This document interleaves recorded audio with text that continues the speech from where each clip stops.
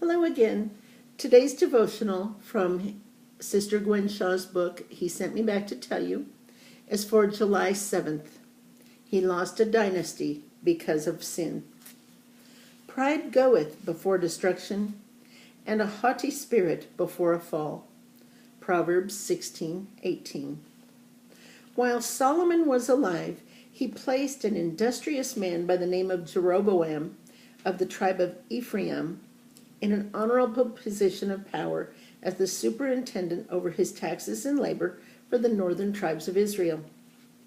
One day as he was leaving Jerusalem, the prophet Ahijah met him on the way and performed a prophetic act.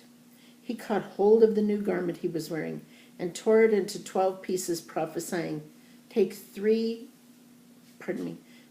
10 pieces, for thus saith the Lord, the God of Israel.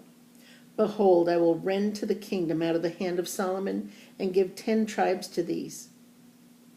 But he shall have 1 tribe for my servant David's sake, because they have forsaken me, and have worshipped Ashtoreth, Chemosh, and Milcom.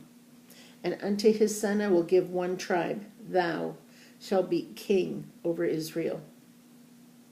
And it shall be, if thou wilt hearken unto all that I command thee, and wilt walk in my ways, and do that is right in my sight, to keep my statutes and my commandments, as David my servant did, that I will be with thee, and build thee a sure house, a dynasty, as I built for David. And I will give Israel unto thee, and I will for this afflict the seed of David, but not forever. This is from 1 Kings chapter 11, verses 31 through 33, and verses 36 through 39. Being a young man with great ambitions, this prophecy went to his head, and he began to covet the monarchy. This made Solomon distrust him. Jeroboam's life was in danger, so he fled to Egypt. Jeroboam soon won the favor with Shishak, the king of Egypt, and he married the elder sister of the Egyptian queen. He stayed there until the death of Solomon, at which time the disgruntled northern tribes called for Jeroboam to come home to comfort Solomon's son Rehoboam about changing his father's policy. When Rehoboam answered them in his pride, they rebelled against him and made Jeroboam their king, fulfilling his prophecy. I had promised to bless him if he would walk in my commandments, but soon pride entered into his heart, as it had before.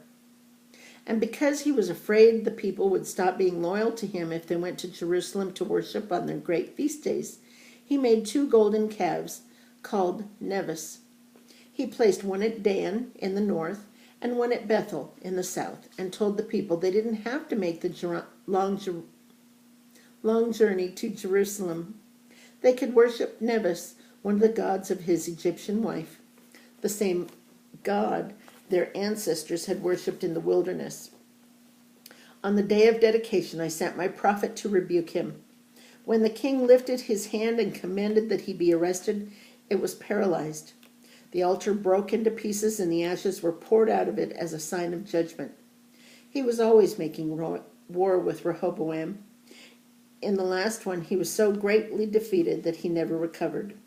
He could have been a great king, the father of a great dynasty, but he will always be known as the man who led Israel into idolatry. He lost a dynasty because of his pride, disobedience, and idolatry. Thank you. We'll see you again tomorrow.